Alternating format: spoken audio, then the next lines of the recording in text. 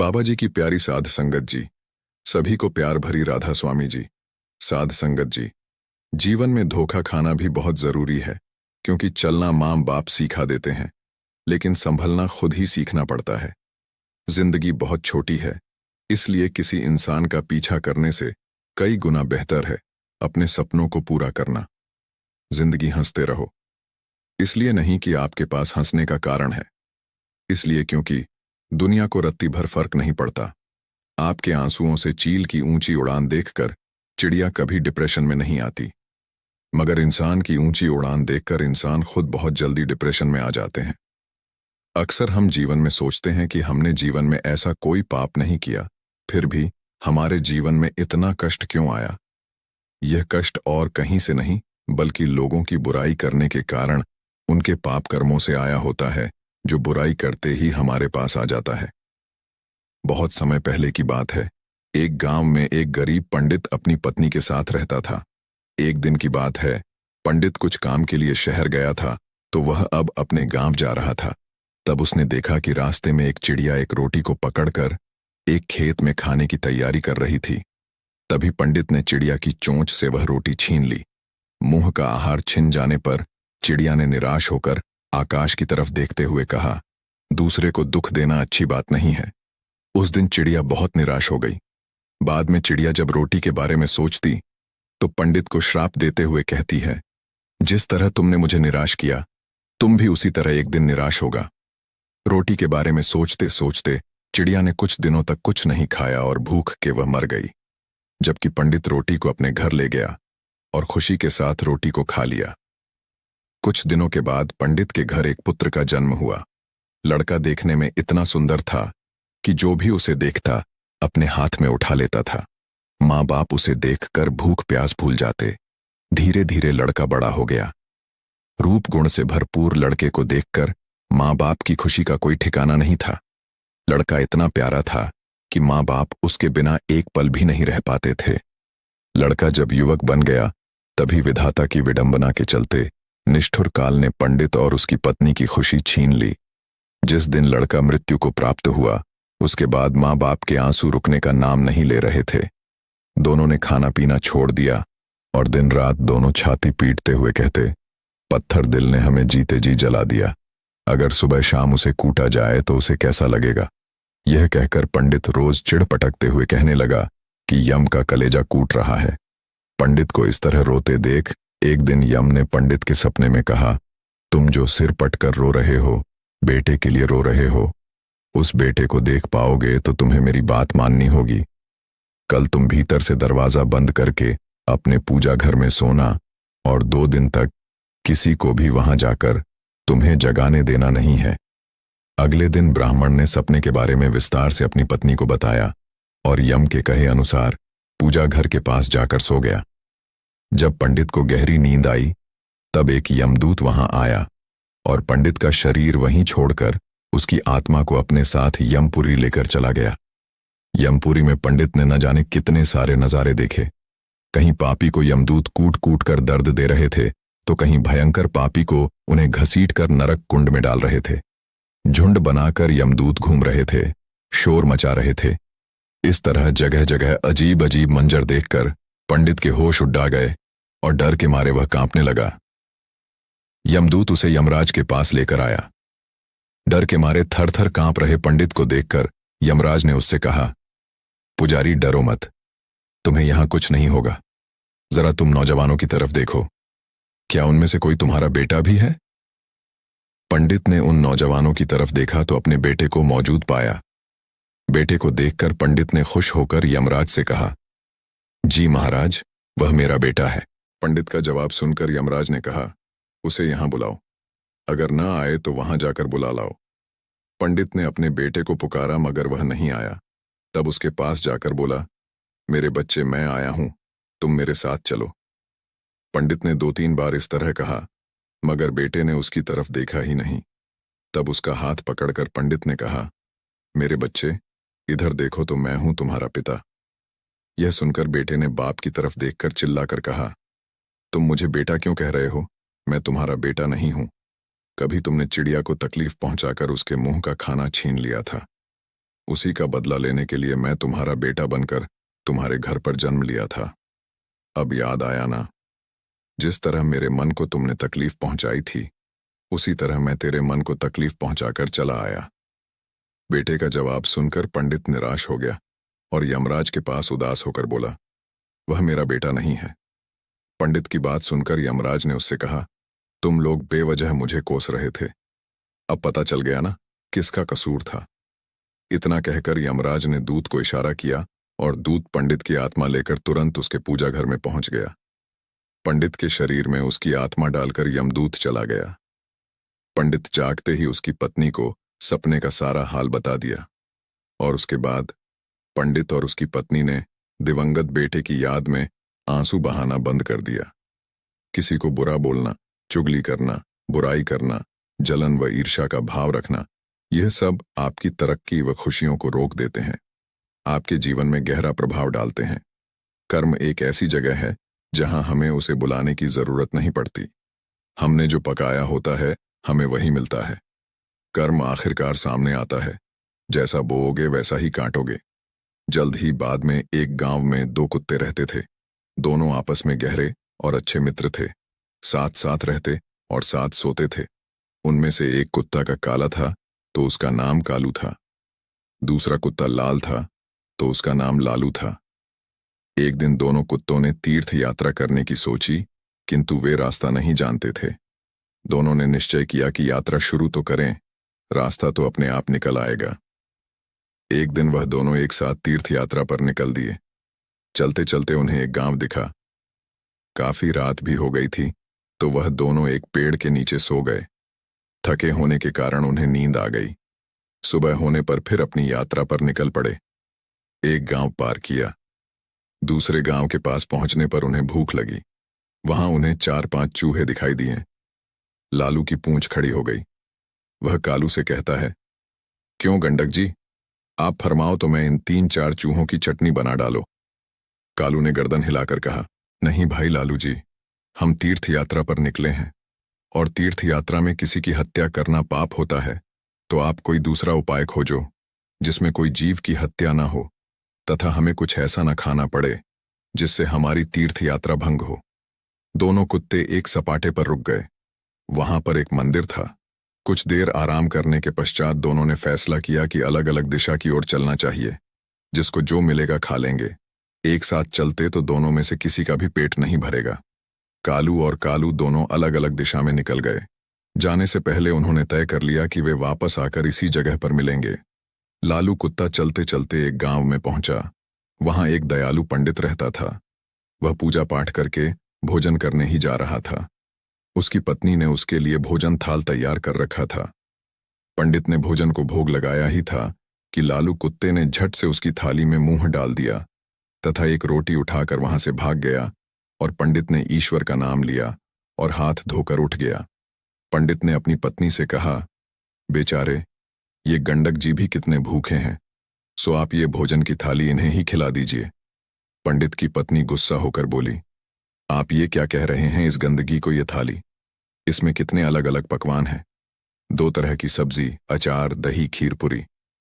पंडित दया भाव से बोला, तुम ठीक कहती हो, पर ये भी भूखे हैं, आप तो ये थाली इन्हें ही दे दीजिए। सोच लो कि ये थाली इनके ही भाग्य में लिखी थी। इसके पश्चात पंडित ने लालू कुत्ते को खूब पेट भरकर भोजन करवाया। लालू ने उसे खूब दुआएं दी। उधर कालू कुत्ता एक किसान के यहां पहुंचा। किसान अपने खेत में चक्कर लगा रहा था और जंगली जानवरों को खेत से बाहर निकाल रहा था। किसान की पत्नी खाने की थाल रखकर गई थी। थाल में भिंडी की सब्जी थी और बाजरे की रोटियां थीं।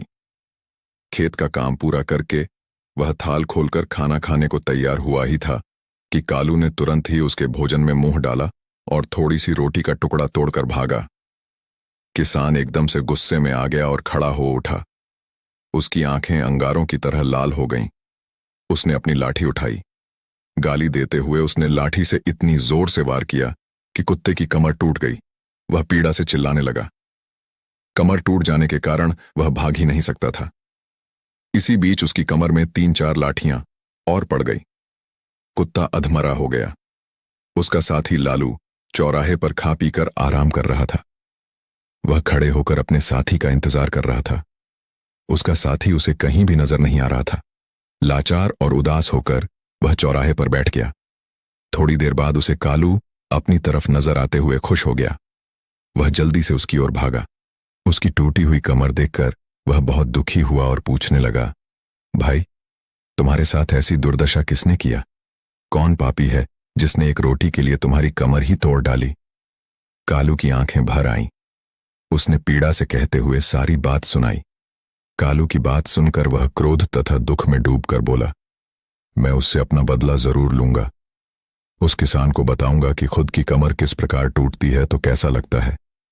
लालू भी बोला, मुझे भी उस पंडित का कर्ज चुकाना है। उसने मुझ पर कितनी कृपा की है, मैं रोम रोम से उसे आशीष देता हूं। इसी प्रकार बातचीत करते हुए दोनों कुत्तों ने अंत में यह निश्चय किया कि उन्हें प्राण त्याग देना चाहिए तथा प्राण त्यागने के बाद उनके घरों में जन्म लेना चाहिए। इत्तेफाक से न तो किसान के घर कोई पुत्र था और न ही पंडित के। दोनों कुत्तों ने मंदिर आगे जाकर अपने प्राण त्याग दिए। एक ही पल में दोनों मृत्यु को प्राप्त हो गए। कुछ समय पश्चात कालू ने किसान के घर जन्म लिया। किसान बहुत खुश था, किंतु उसकी खुशी अगले ही दिन विलुप्त हो गई। घर में इस पुत्र के जन्म होते ही उसकी पत्नी अस्वस्थ रहने लगी। उसका बैल मर गया। पहले जन्मदिन पर किसान के हरे भरे खेत को जानवर ने तहस नहस कर दिया और दूसरी तरफ पंडित के घर भी पुत्र का जन्म हुआ। पंडित और उसकी पत्नी बहुत खुश थे। कुछ समय बाद पुत्र के बड़े होते ही राज दरबार में पंडित का पद ऊंचा हो गया। पंडित ने राजा को एक युद्ध में जीत की बात बताई। एक दो दिन बाद राजा युद्ध जीत गया। इससे खुश होकर राजा ने पंडित को राज पंडित नियुक्त कर दिया। उसे अपार धन तथा एक महल भेंट किया। जैसे जैसे पंडित का बेटा बड़ा होता गया, वैसे वैसे वह भी पिता के समान तेजस्वी निकलता गया। उसने छोटी उम्र में सारे शास्त्रों का अध्ययन कर लिया। वह बड़े बड़े विद्वानों और पंडितों को शास्त्रार्थ में हरा देता था। ऐसे पंडित के जीवन में 4 चांद लग गए थे। उधर दूसरी तरफ किसान का बेटा नाकारा निकला। वह बात बात पर अपने बाप को गालियां देता था, उसे डांटता था। वह जुआ खेलकर बचे खुचे धन को उड़ाने लगा। वह किसान बहुत ही दुखी हो गया था। उसे कुछ समझ नहीं आ रहा था। आखिर अंत में उसने सोचा कि इसको सुधारने का कोई उपाय करना चाहिए। इस तरह विचार करते हुए वह एक बुद्धिमान व्यक्ति के पास पहुंचा। उसने उसके सामने अपनी समस्या बताई। बुद्धिमान आदमी बोला, किसान को बोला, तुम इसकी शादी कर दो। शादी की नकेल अच्छों अच्छों को सीधा कर देती है।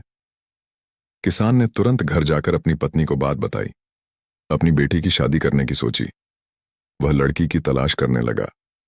दूसरी तरफ पंडित का विचार भी अपने बेटे की शादी करने का हुआ। उसने भी अपने बेटे के लिए लड़की की तलाश की। कुछ दिनों बाद पंडित के बेटे का एक कन्या से उसका विवाह हो गया। उसके बेटे की पत्नी भी सुशिक्षित थी। उसके आते ही घर को स्वर्ग बना दिया। उसके बाद किसान ने भी अपने पुत्र का विवाह करा लिया। शादी बड़े अच्छे से हो गई। शादी के अगले दिन ही उसका बेटा अचानक चल बसा। उसकी पत्नी रोने लगी।